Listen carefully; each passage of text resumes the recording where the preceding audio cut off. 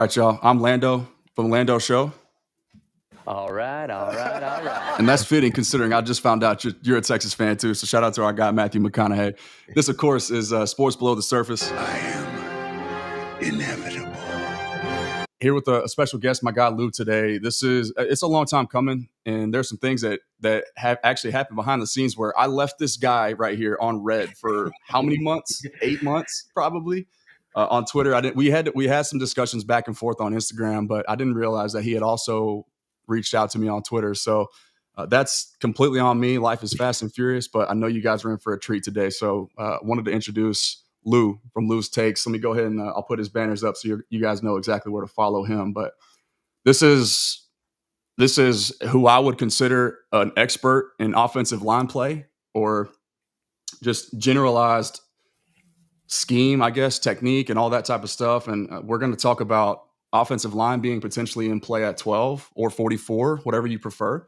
And especially with the most recent, I know you just had some business meetings too behind the scenes, Lou. So I don't know how active you've been on Twitter this morning, but I just now logged on to Twitter for the first time and saw what Todd Archer reported this morning about Armand Membu being yet another 30 draft visitor. So a little bit of fuel to our fire here, if you will. But without further ado, man, Lou, I just wanted to let you take a few moments, if you want, to introduce yourself, and then let's kick this thing off, man. Thanks for being here.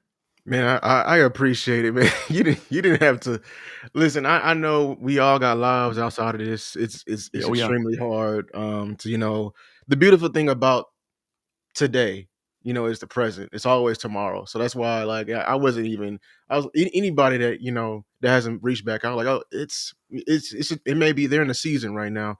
But yeah, I'm Lou's Takes. You can follow me at LOU Takes. I do, draft content. They calling me the O-line, the trenches expert. I love the trenches. I played, at a high level. You and Botch, man, y'all would be a dynamic duo right there. Yeah, we had a couple of shows together, and people loved it. Yeah. But I talk about the boring stuff, but the stuff that's pretty much needed in order to build a championship team. And we got a couple of discussions that's going on within our community today that we got to discuss. Because it's a heated discussion, but it's not our fault if you will. If we had better oversight management, this would be handled a lot better.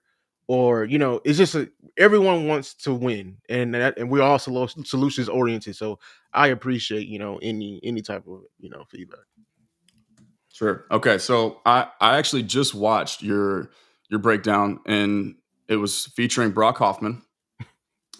So I want you to sort of just sum up that video in your own best words as quickly. Take as much or as little time as you want on that discussion. But I wrote a piece on cowboyscountry.com a few weeks ago, maybe a week and a half ago now. I'm not exactly sure on the timeline, but we can pull that up if we want and use that as sort of an outline.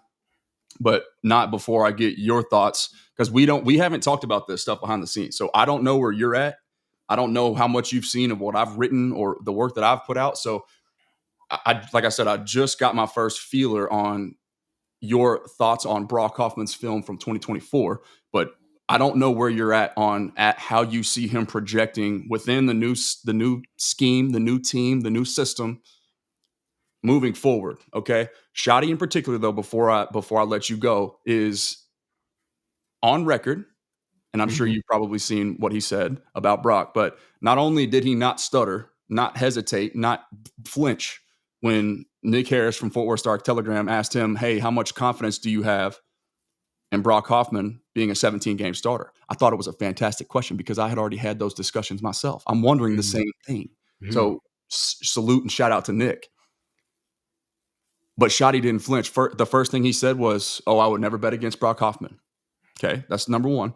Number two, he followed it up and took it a step further and said, if I'm in the back of a bar and I'm stuck, I need to fight my way out, I want Brock Hoffman next to me. Now, those are powerful words. Schotty is an ultimate communicator. He is a culture builder, right? He's relationships. We're going to talk about that in a little bit, but just your generalized thoughts, okay? And this is part of the discussion of O-line at 12. It all ties together. My opinion, I like Brock Hoffman. Schotty clearly likes Brock Hoffman. We cannot depend on that as a stable, reliable starter because of Nick's question, right? We have not seen it for 17 games. Mm-hmm. So neglecting to even attempt to improve, if you could, if the board fell to you that way, and you have a highest graded interior player, and just for you, Lou, I put Tyler Booker on the thumbnail as well. I don't know if you've seen that yet either, but Tyler Booker is featured, as well as Josh Simmons. I just wanted to mix it up. Yesterday, I had Kelvin Banks and I believe Jonah S. I'm not even going to try to pronounce his last name, but Savaiinaea, yeah. There you go. So yeah, but we don't know. We cannot say definitively, regardless of what anybody thinks about Brock Hoffman, what Brock Hoffman will be, not only in a new system, but for 17 games. Talk about Brock Hoffman, if you don't mind, Lou. Yeah, so I did, I put out a video more in detail going in depth into that. Now, I mean, I understand everyone's sentiment. I even praised Brock Hoffman in the midst of what happened last year, and I made a video praising him, and I said, hey, can he step up? Can he be the successor to Zach Martin? Right. And we got those games after that.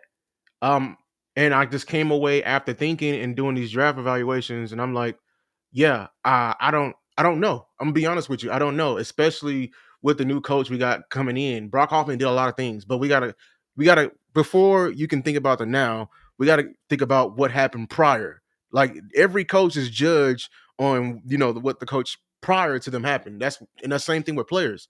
Right. When you taking over Zach Martin, we gotta remember what Zach Martin was at. He was breaking down. He had a broken leg and a broken back, and he was pretty much deteriorating right before our eyes. And he couldn't move. He couldn't move. And we saw it catch up to him. So Brock Hoffman had to come in and not be that in terms of health. Right. Just be a competent body to stay in front of him. And in terms of that, he did that. Now, in my video, I broke down the nuances because now things have changed. Things have changed because we got a different offensive coordinator in here. Well, he's already been here, but he's been emphasizing some things, and he's been the hires that we made, especially with Clayton Adams and then the offensive coordinator we got. Those are key. Like those are key. I did some deep dives into where they come from and the technique they teach. And we're moving to a power run scheme, a gap run scheme. We're gonna have some zone, but we're gonna move in power. But why does Brock Hoffman foul? He's on the outside looking in. Well, Brock Hoffman is a center. He's not a guard starting out. That's his primary position. Me having this wild thought of, okay, let's improve from Brock Hoffman. Well, you did it last year with the guy you got in the 4th round, who was a very good guy, and you converted him, and he ended up being better than Hoffman.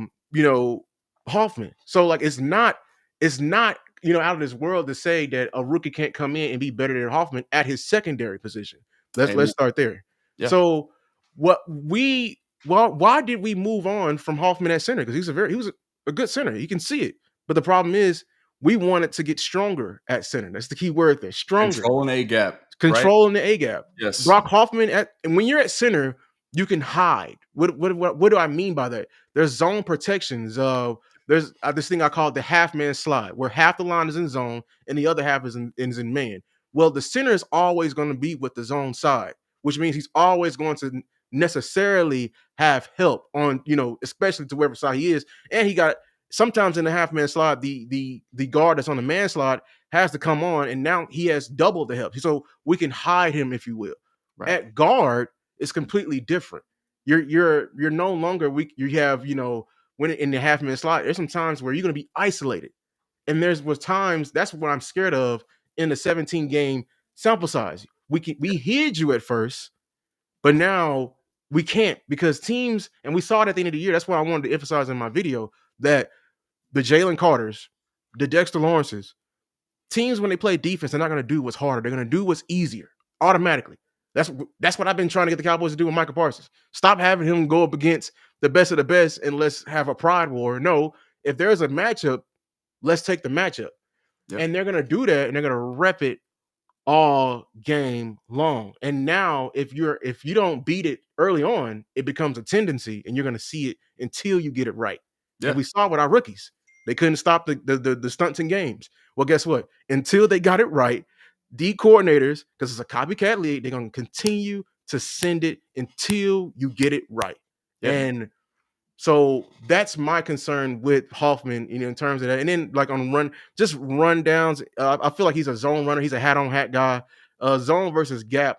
The difference, people think is all about the pulling guards and getting down to space, but the most important block is the front side double team that's displacing. Keyword displacing, which means we got to move these guys against their will to the backside linebacker. So a hat on hat guy may not be, the best fit there, because we need somebody who's going to uproot the D tackle and move the 330-pound guy against his will. Dig people out, right? Dig people them out. movers, Yeah, we need people. Forklifting. So, like you alluded to it a second ago, and I think it's critical.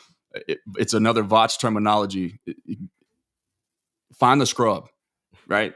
And I'm not saying that Brock Hoffman is the scrub, but it's entirely likely in any given game when you've got a first-round draft pick in Tyler Guyton, we'll see what we get there, and we'll talk about that position too. But then you've got all-world left guard, a guy that we think can become an all-pro caliber center in Cooper Beebe, but that his strength, those two guys right there, that combination is their superpower is what? Digging people out against their will, right? Being stronger, like you touched on with Cooper Beebe, having him in the middle.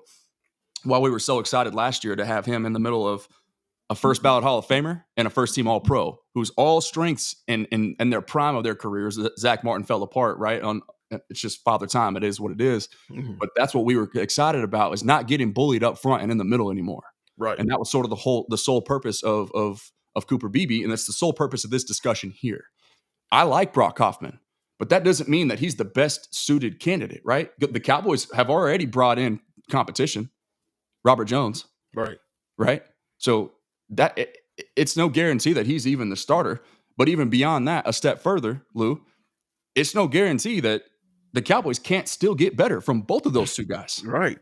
And if the board falls to you the way that, in this hypothetical scenario here, O-line at 12, you get wiped out with, say, Ashton Jeanty goes to the Raiders. Mm-hmm. I still don't think that that's like a lock by any means, but let's just say for this argument here.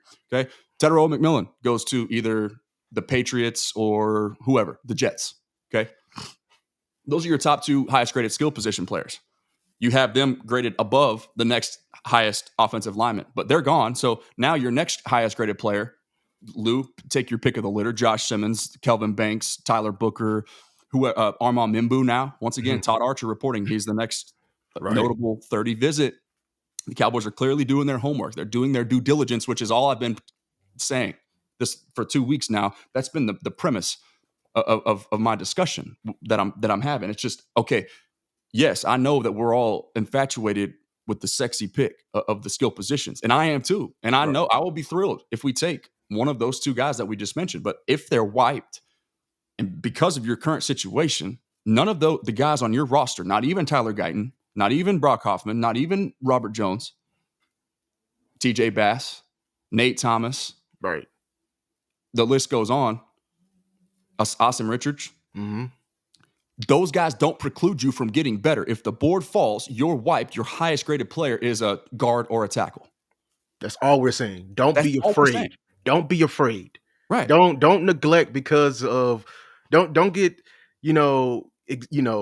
just don't be afraid. Don't get tired because we've been drafting O-linemen before. Don't forget why we've been drafting O-linemen. I know people think the timelines and all construed it, but we had a great wall. We had Tyron Smith, we had Travis Frederick, and we had Zach Martin. Mm-hmm. Okay, along the timeline, we drafted O-linemen recently to replace those guys. We're forgetting that these guys were getting older and they were breaking down before our eyes. Tyron Smith we should have been, and we did. We drafted Tyler Smith to be Tyron Smith replacement. It's just in the in-between years, you kicked them to guard and you found out like, oh man, we've probably got the best guard in the league. We shouldn't move him back. And then with Tyler, we got Tyler Biadasz. Well, we wanted to get stronger than Tyler Biadasz. Well, here comes Cooper Beebe. We try to replace. We already kept Tyler Smith at the left guard, and you want to replace Tyron Smith. This is the Tyler Guyton. That's what Tyler Guyton is for. We have a revolving door. And it was a time of changing of the guard. I'm sorry that changing of the guard happens around the same time that our weapons are also a mess. Yes. Yeah. But here's the two things that the two timelines are construed. It's not our job to manage the timelines. We're not the CEOs. We don't get paid the millions of dollars to do that. It's the guys in the front office that should have seen this coming. We've been known, even in the midst of Dak's MVP year, we should have been getting weapons. We knew that. We've been known we needed a running back. But I was saying last year, there's a storm coming. Everyone, hey, O-line, Zach Martin. Even if Zach Martin would have came back, I'm looking to upgrade him because it's time. Mm-hmm. You know, it's time, and everyone was like, "Oh, it's time to drop O-line." I understand it, but you booed your last few O-linemen, and they end up being all pros. And I can't express it enough to you. Your history, we don't get far as Cowboy Nation unless we have a great O-line. That is our history. That is our history. That is our blood. So, if we have a chance to upgrade, we need to consider it, especially with the fact of this. Last year, we struggled. The year before that, Dak had an MVP season. The weapons were the same. What changed? I keep saying this. The thing that changed was the guys up front. That's a great point. The guys up front changed. You added two rookies out of position, and at the same time, your leader was deteriorating before your eyes, and your right tackle was also deteriorating, and your best O-lineman was not the same. Yeah, you can blame it to coaching. You can chalk it up to that. But at the same time, all of them being bad at the same time, and it doesn't raise any red flags. That was you didn't lose last year. You didn't get whooped last year because Tolbert couldn't get open. That contributed to it. No, what happens because we couldn't get open at a certain point, during Dak MVP, and they came knocking on this door like, hey, let's open this playbook up. I think they did the same thing this past year, and McCarthy probably looked like, listen, Dak, I want to open it up, but you don't have time. You don't have time. Even in the West Coast offense, when it's one read, people are in your lap. Yeah. And so I don't know how to tell you. Things change. Things can't happen. Ask the Chiefs. They lost 2 Super Bowls when their offensive line were compromised. That's what I can't get out of my head. I said that last night on my live. I was like, I can't remove what I just watched the Eagles do to the Chiefs. And it's similar to the Buccaneers. The Buccaneers did the exact same thing. Yeah. They got after Patrick Mahomes. They got after him. And immediately afterwards, everyone's saying, oh, they added weapons. That's how they won a Super Bowl. No. They're what they're going to do in this draft too. You better pay attention to the Chiefs. They're going to shore up their O-line and protect that investment. Watch. Yes, sir. Yeah, exactly. Okay. I want to build off of that, and then we'll shift, and I just want to kind of get your generalized thoughts. Maybe just let you talk about, assume Tet and Genty are gone. Assume that just at 12. Don't even assume Tet and Genty are gone. Let's just assume the Cowboys see it regardless of who's on the board. Lose favorite lineman, and there goes my camera. We just talked about this. Yeah, don't worry, guys. As long as you can still hear me, we'll be good. I'll hit refresh once I pass the torch. But my favorite. Real quick before you talk about that, I was just going to add to your previous point. Mm-hmm. Offensive line. The 3 most successful hit rates from 2000 to 2019, the position in first round draft picks, the 3 most successful positions in round 1 in terms of signing a second contract with the team that drafted you. Number 1 is offensive tackle. Number 2 is offensive guard. And number 3 is center. Ooh, that's a stat. You hear that, Boss Cowboy? Shout out to Boss. That's a stat right there. But Jesus, I mean, that's why they. When your mind for those that are listening, those that are watching, don't forget to hit the like button, by the way, and show my guy Lou some love. Thank him for being here. This discussion is fantastic already. It's been 20 minutes of just absolute bars, but I'm gonna let you go ahead and talk about the old, like, just who you like at 12, who's the best fit given the new scheme, and who do you think is just realistically in play for the Cowboys, all things considered. And while I refresh this camera. Yeah, that's a stat, man. Wow. That's what they say when you draft the old lineman. He's going to be good for 10 years. Mm-hmm. And, I mean, they're not exaggerating with that. But who I like, my number 1 overall offensive lineman is Josh Simmons, the tackle from Ohio State. I love He's also on the thumbnail, so that's good news. Yeah. I really love him. In terms of just in last year's, I keep using this as a bar. Last year's class was a generational, or just a very, generational tackle class. Mm-hmm. He would have been at the top. You know what I'm saying? He would have been one of the first guys picked. higher than what you got Tyler Guyton for. That just to keep that in mind. I just giving you, a baseline. And I just really look. Only problem with him is the injuries, but they're getting reports that he's most likely going to be back towards camp. So if we get him, obviously I want to kick him to tackle, and make Tyler Guyton have competition. Keyword: I want competition with the right tackle, and he may not beat out Steele, but the most important thing, I give the young kid some guidance. So and he's gonna be our tackle for the future. I'm not throwing him away. I just need to give him some guidance. But who I like the most with the 12th pick, who I've been preaching, is Tyler Booker. I really love Tyler Booker's film. I've been on record to say he is the best film in a draft. People think I'm just being, oh, you just pro O-line. In terms of competition, in terms of, just how much he's dominated his competition, the attitude he plays with, I don't really see anyone in any other position playing like that. I mean, of course, Ashton Genty. I'm just, being over exaggerating, but this kid, when you watch him on film, plays angry, absolutely angry. And I love that he's finishing blocks. He's trying to block you past the ground. And I'm mentioning him. You would think his strength is in the run game, 6'5", but his strength is actually in pass protection. That's the crazy thing about it.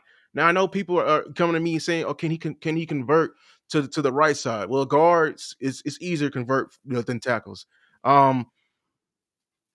He also played right tackle in high school, so I just want you to keep in mind with that. So yeah, I really love this kid who I think the Cowboys are going to pick. We've been talking about. I think Armand Mimbo is really so in play, very much so in play. But yeah, I don't be afraid, Cowboys Nation, of O-line. We're trying to upgrade. I know that we have Hoffman there, but I'm just leave you with this. Hoffman at his primary position lost his spot to a rookie. So at his secondary position, don't be afraid. And like Bossman, That's such a great point, man. Great point. I understand like weapons and everything like that. I'm not saying not to get weapons. I want to get weapons, but we have seen a greater impact when we shore up the offensive line. Boss always points it out. I don't want to take it away from him. He literally said once we got Zach Martin, the running back we had back there, I think it was it Darren McFadden, or was it 29 Murray? It went from 1,300 yards to 1,800. Like 1,800 yards. Like that's what happens. And then surely after you get a Ezekiel Elliott, and it was a perfect marriage and happened. That was a couple of drafts later. The same thing happened with this Philly offensive line. Everyone keeps saying weapons got them there. No, their offensive line got them there. Sure, I love Saquon Barkley, but Saquon Barkley was going nowhere in New York. And you saw how much he depended on a great offensive line. That offensive line for Philly, with a Miles Sanders that's on your team right now, he got 1,300 yards. Yes. And then in the next year, when they got Saquon, he got a world a record. Yeah. You know what I'm saying? So that I'm saying the impact when you shore up this, you impact more, you shore up more aspects of your team. Our Cowboys Nation, the reason why we haven't been losing is because we are not tough. And the thermometer for the toughness, how you measure it, you immediately measure your trenches. How tough is your defensive line and how tough is your offensive line? If we're not tough, we're going to get beat the exact same way we've been getting beat these past couple of years. It's been a pattern. We've been getting beat. No, it's not because we couldn't outscore guys. No, we've been getting beat because even when we had number one offenses, teams slow the game down. That's the obvious counter in football. When you're facing a team that you're not more weaponed up to, you slow the game down and you make them come play on your terms. You know what I'm saying? Time of possession, keeping them off the game. And how you counter that? You can't counter that with just scoring. You need to counter that with the counter. You want to get tough? Let's get tough. We're gonna break you down as well because it's just a giant boxing match. It's all it is. And they're sending gut punches. You're trying to go for the haymaker. Well, the gut punch is gonna break you down, make you tired. You don't. That's what I'm trying to do to my opponents. I want to break down Philly. I want to break down New York. I want to make them quit because that's what Philly been doing to everybody. They make people quit. Yeah, man. Hey, hold up.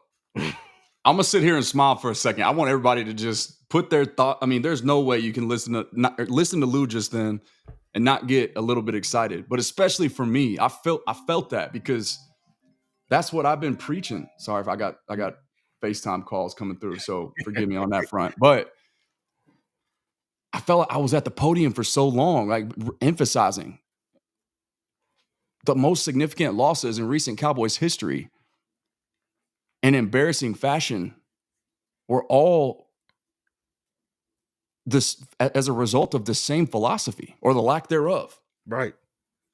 Bullied. The Buffalo Blueprint, as I called it.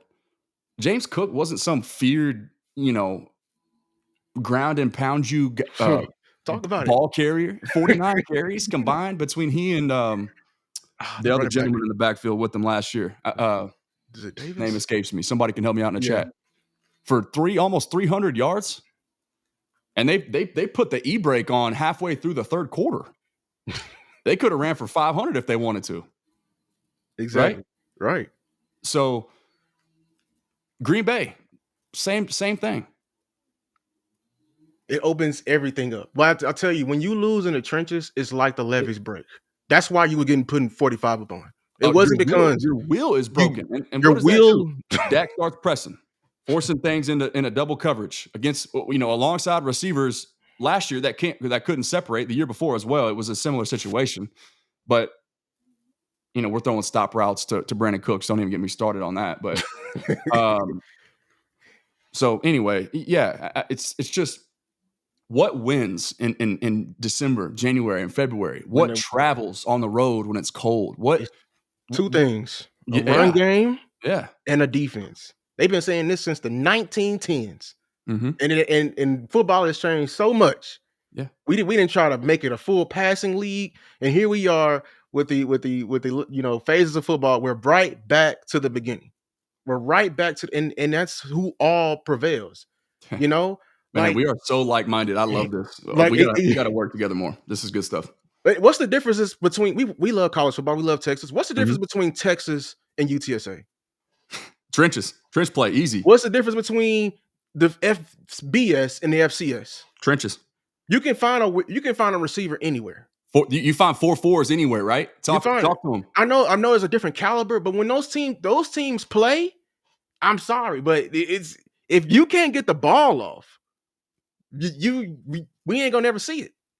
That's the main difference. That's why we can't. That's why those teams at week 0 of college football. That's why it be blowouts. The difference between those programs is the trenches, and everyone knows that. Everyone knows that. And just so to reemphasize, guys, it's a numbers game. Okay, there are very few individuals in general that are 300 pounds. All right, there are even fewer numbers of individuals in this country, high school, college, pro, that are 300 pounds, highly technical, wired the right way, and athletic. There are even fewer guys that are 300 plus pounds, big enough, technical enough, experienced enough, and wired the right way to last, to continue growing, to not just get left behind in the dust because you can't keep up because it's such a demanding physical position. And so transitioning to the other side of football, I see a comment in here a second ago. DMV says Texas got better everything. Hey, if we want to talk numbers and just be real about the dark decade, I have projects all over the place on every social media platform dedicated to that as well. The dark decade of Texas, the two eras of Charlie Strong and Tom Herman. There was a 5-year stretch, and my guy Nino's Corner actually led this charge. I followed it up, but he put me on to it. He did a study, 5-year stretch, from 2018 to 2022. So 18, 19, 20. Yeah, that's 5. Math is hard.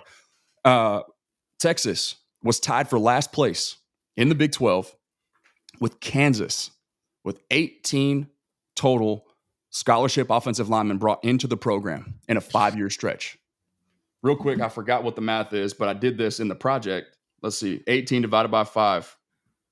That is 3.6 offensive linemen per year brought into your program. Do you know what the schools like Alabama is doing? What Georgia is doing on an average recruiting cycle? Right? It's almost double. It's like 5.2. Even Oklahoma at the time Yes, that's what I'm about to say. That's why they were successful. My French. Yeah. So what did Kyle Flood do? 2022, right? The Texas Trench Tragedy is what I called it, alongside the Dark Decade, because of the Texas Trench Tragedy. Kyle Flood, the offensive line coach from Alabama, right? What does he do? Signs 7. His first full recruiting cycle in 2022. That was the Kelvin Banks year, by the way. Yes. I remember that. Look who's about to be a first-round draft pick this year. Okay? 7. The best offensive line recruiting class in Texas program history. And, oh, wow. Would you just look at what happened as a result of that? 2 consecutive college football playoff runs. 2. You go in and you... 1 play away. And really, from a national championship appearance last year. And then, a couple things go, there was a 14-point swing. Quinn Ewers gets sacked, and what's his name? The edge from in this class from Ohio State picks Sawyer. Jack Sawyer. 14-point swing on the verge of 2 national title appearances, all off the back of the foundation, retooling and dominating up front. So, and we had guys come through there at receiver. We always had that. We can recruit that, Yep. Like, and that's been the main like the reason why we got so far last year. Man, our defense, we had the number 1 D-liner in the country. We had Sweat and Murphy. Yes. They were actually the 2 highest graded interior defensive linemen in the country. Both of those guys, 1 and 2, should have been first-round picks. Each of them, T. Sweat fell to the second because of some off-the-field stuff. But yes, nobody ran the football in Texas. Teams didn't even try, even in the playoffs. Except one team, and we got them. Well, that's how I knew. Yep. Except one team. Yep. Kansas State. Yep. And I was like, that's how I found. I was like, why we always struggle with Kansas State every time? Oh yeah, it's Big 56 down there. Big 56 moving no matter what point. You got named. Nobody, he don't care about your name. In his eyes is college football 07. You are D lineman number 90. You are not Tavondre said. You are not Byron Murphy. I'm going to move you against your will. And that's the difference. That is the difference, man. I swear, like I try to preach to people. Man, that's such a fun discussion right there. So we clearly see eye to eye. I guess the next thing I kind of want to talk about, just generally speaking, just a few more minutes here, a couple more questions for you. And once again, thank you for your time, man. If you guys in the chat are appreciating this, just let us know. Throw the horns up for the kid and just continue bringing your questions in here. We'll let you guys drive the discussion as we close. But I just got a couple more things that I want Lou's take on. Pun not intended, actually.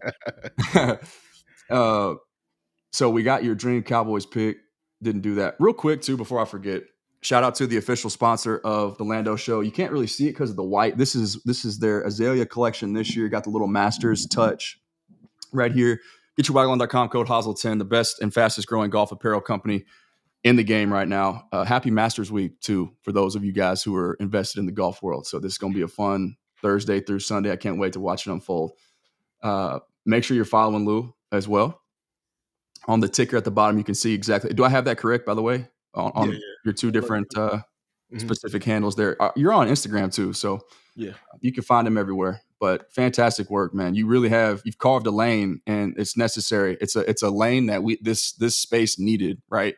It can't just be Vach and maybe a select, very few other people who are as well versed in offensive line, just trench play in general, as you guys are. So I want to implore you, not that you need it from me, but just to continue doing what you're doing, brother, because I'll continue to support you in every way that I possibly can and learn from you in the process. So I really appreciate it.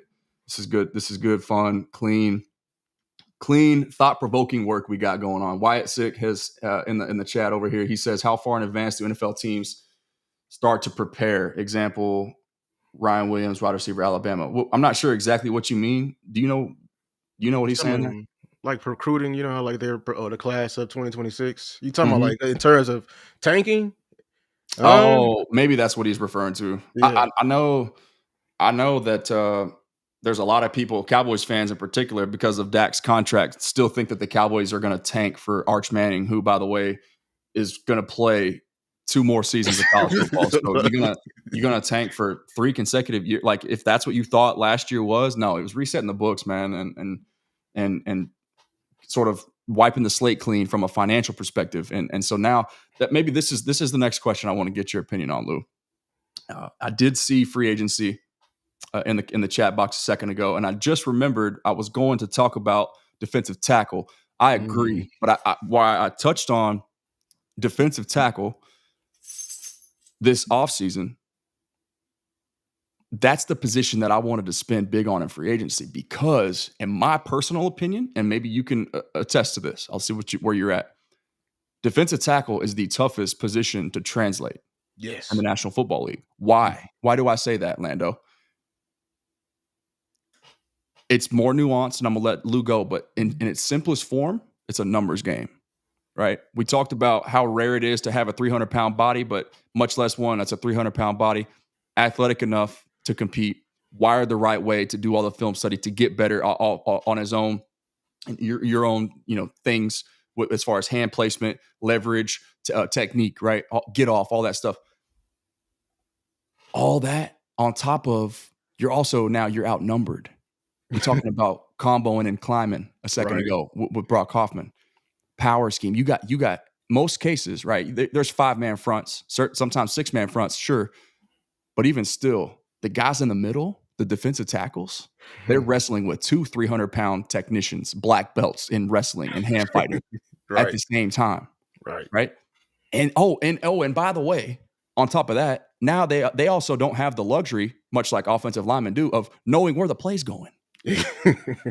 Exactly. So it's a guessing game as well. And you're wrestling, as some people would like to call it. That's the Southern Mississippi in my blood right there on my dad's side. Wrestling with 2 grown-ass men at the same time. Man. And so DT is tough to translate. I wanted them to address, like Jonathan Allen. That was a freaking layup, dude. Yes. I was pissed about that. I'm not going to lie to you. And I thought that something was in the pipeline. Maybe not. Could still trade for a guy. Could still add a guy. Some teams are going to be cutting players. Grady Jarrett was another one. I was like, dude, come on, Jerry. Wake up. Hop off the yacht. Pick up the phone. So your thoughts on, I guess, just that, like, why, maybe just elaborate on why DT is so tough to translate and why it's not maybe the best idea for the Cowboys right now, all things considered, to try and address that early on because of those things that we just discussed. Yeah. For one, it's like you said, it's the many things that can have. And then it's probably this colloquial. It's the most manhood position, I would say, translating from everywhere else.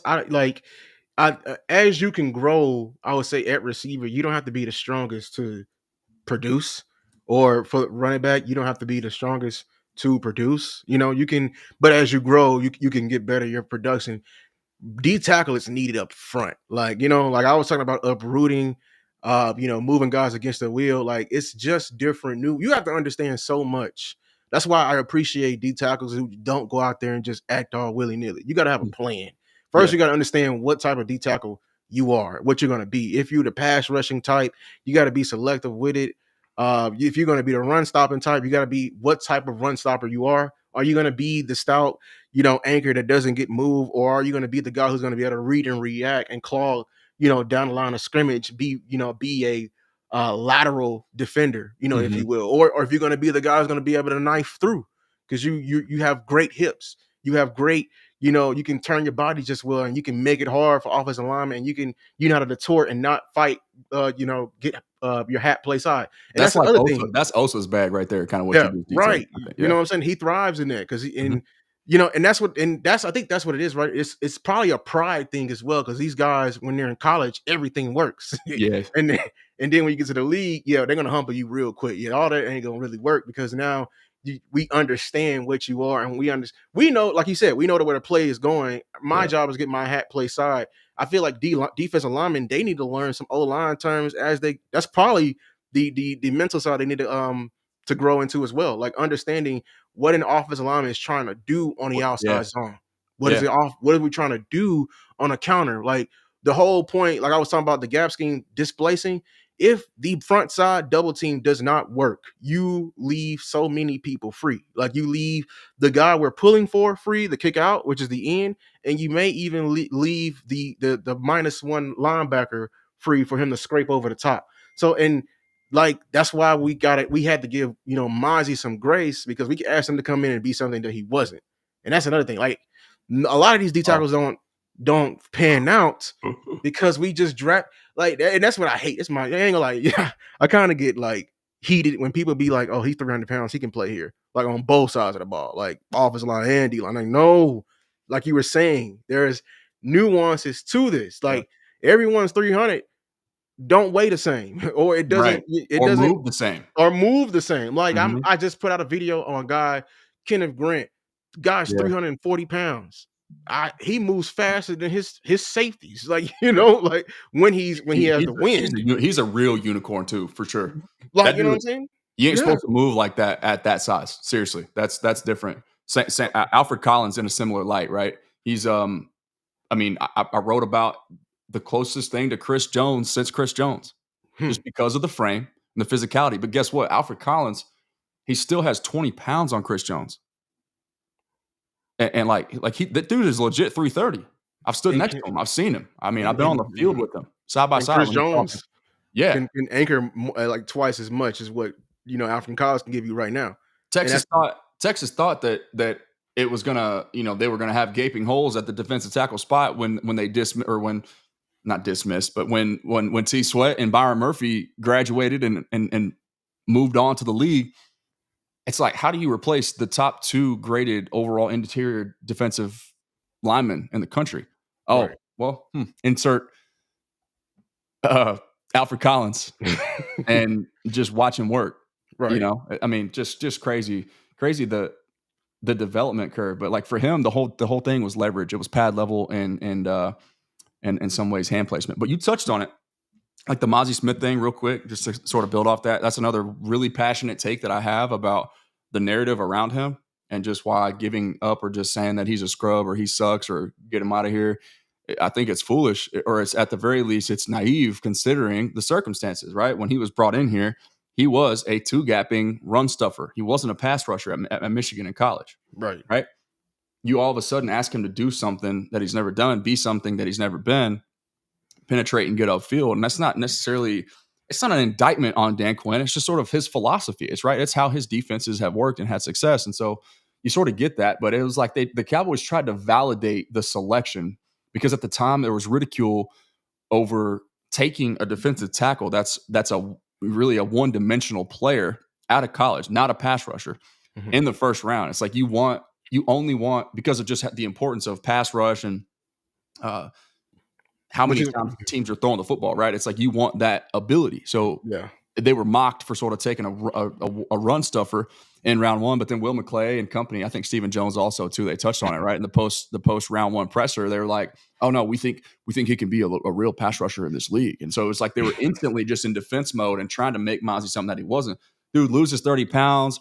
Confidence gets shot. You hear all these reports, and this is not my words. I'm not speculating. I'm just saying what Brian Broaddus, who was plugged in, reported at the time. Most people forgot this. This got brushed to the side, but he was saying there was some real mental things that Mozzie was going through as a result of all this. Like, he's like, just think about it, okay? You're trying to make the transition. We just talked about why DT is the most difficult position to translate in the league, okay? So you got that going. You're tasked with completely changing who you are as a player. All the while, oh, hey, Mozzie, you mind losing about 30 pounds for us while you're making the transition, while you're trying to turn into somebody that you've never been? And it's a full-time job to monitor your diet, your caloric intake, and manage that. While all these other things, you move across the country, you're living without your family, all these different things. And my camera keeps cutting out, so maybe we just need to go ahead and call it. But we'll use the internal camera for the rest of the show. I guess it's working now, so that's fine by me. As long as you guys can hear me, I don't really care. But needless to say, Mozzie Smith, much like Tyler Guyton with the situation with Mike Solari on a 1-year contract, right? Expiring deal, didn't necessarily have time to hold the hand of a project, an experimental project.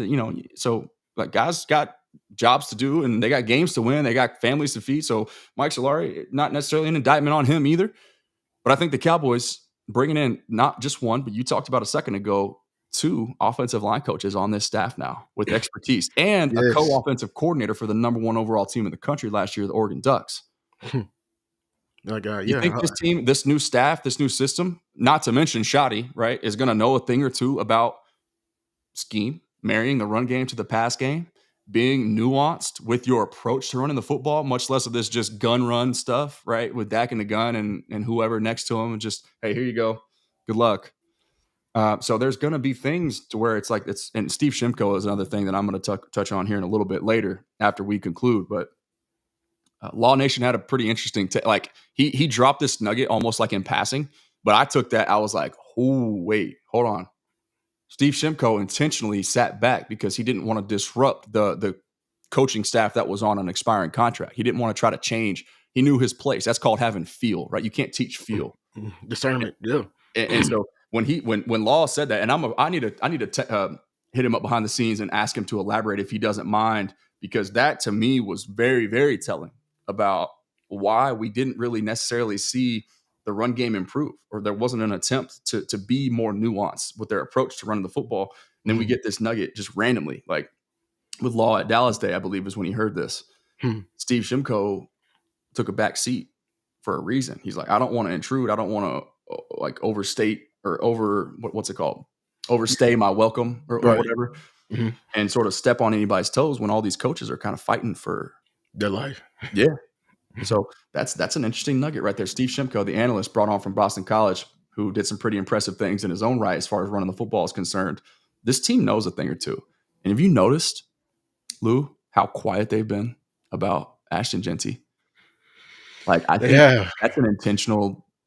I think the Cowboys quietly are like seriously crossing their fingers and singing Kumbaya in a circle every night, just praying to the Lord above that somehow, some way he slips to 12. Maybe unlikely, but if he gets to 10, you need to go get him. You know, I wish we had it in us. If he slips to 10, like if he definitely makes it past, who's the last team? Was it just the Raiders? That's the last threat, right? Or is it Chicago?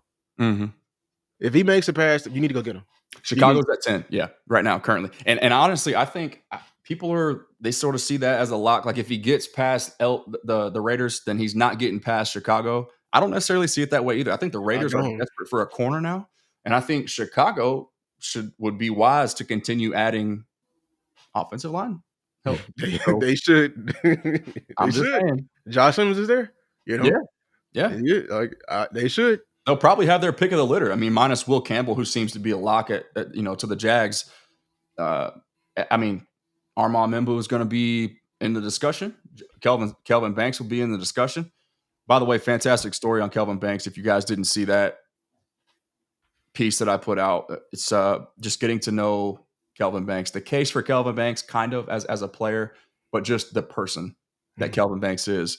One of the most impressive human beings, college athletes, gentlemen that you can ever imagine, right? And just for a program that turned around as quickly as it did, sort of on the heels of a revolutionized offensive line room, Kelvin Banks was the catalyst for most of that, like the culture tone setter of the Texas Longhorns program. Right.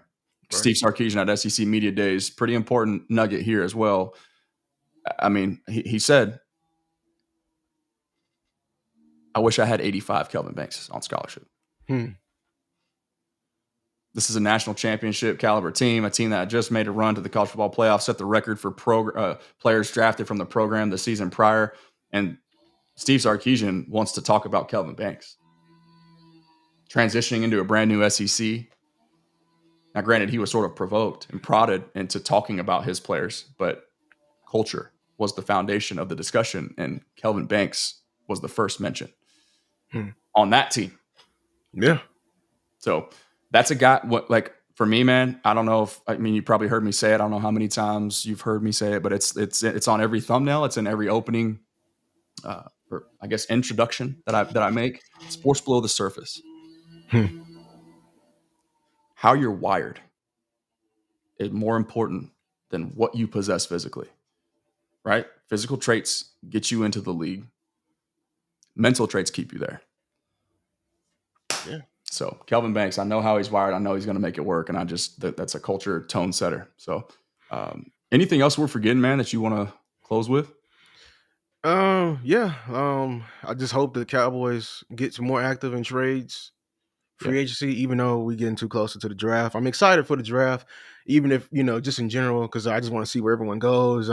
This is really like, I would say, my first year getting into this. So I'm be able to see the start of somebody's careers and see how they progress. And be like, oh, I have draft notes. I can be like Brian Brothers. I got draft notes on the guy, So this excited. But yeah, Cowboy Nation, do not forget the trenches. It does affect the game. Matter of fact, like I got a little theory, like the entire shift, so the entire NFL starts in the trenches. The passing league started because the lack of pass rushers, and then the pass rushers came, and now we're switching back into a a run first team. The birth of the dual threat quarterback came because of lack of offensive line play, because we need to have playmaking and to be able to extend, and it's literally pushing out the pass protection, the pocket passers, the statues, because of lack thereof offensive line play. So it really affects all of the game, whether you like it or not. I know it's invisible, people don't see it, but I'm just telling you right now, just pay attention to it, because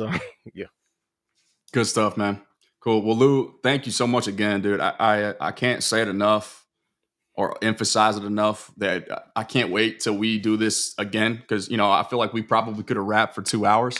Facts. Just with the way that we see things. It's a great fit. And so, man, like I said, thank you again. Make sure that you guys are checking out Lou, because he brings a necessary niche into this industry, the Cowboys sports media space, and he's only going to continue to grow. This is just the beginning for him, and I like to think it's still just the beginning for myself. But we're going to see. Just keep plugging along and doing our thing, man. So thank you guys for tapping in. Make sure to like the video if you haven't already, assuming that you're subscribed to both of us now. All you got to do is like the video. That's the best and fastest, cheapest way to help us out. It's totally free, but worth every penny, man. So once you do that, just share it with a friend, because the chances are that if you like this, you have somebody in your inner circle that would also appreciate the perspective that we just brought to you today as well.